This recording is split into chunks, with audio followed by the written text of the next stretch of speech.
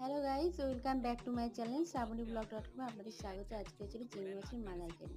তো দিদি চিংড়ি মাছটাকে প্রথমে ভেজে নিচ্ছিল। এদিকে মশলা তো লঙ্কা, জিরা, আদা, ধনে বাটা ছিল।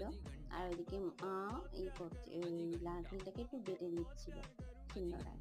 তো ওইদিকে দিদা মশলা দিয়ে চিংড়ি মাছটা কষাচ্ছে। ভাজা হয়ে গেছে চিংড়িটা, তারপর মশলা দিয়ে কষাতে শুরু করেছে।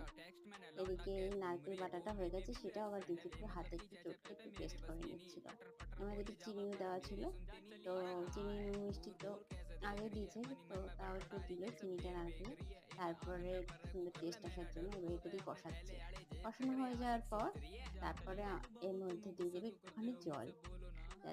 কষানোর পরে তারপরে নামানোর আগে একটু ঘি আর গরম মশলা দিয়ে তারপরে নামিয়ে দিচ্ছে। এই যে ঘি আর গরম মশলাটা দিচ্ছে। তো আপনারা কোথা থেকে আমার ভিডিওটা দেখছেন আমাকে প্লিজ কমেন্ট করে জানাবেন। আমার ভিডিওগুলো আপনাদের কেমন লাগছে অবশ্যই জানাবেন। আমার চ্যানেলটা সাবস্ক্রাইব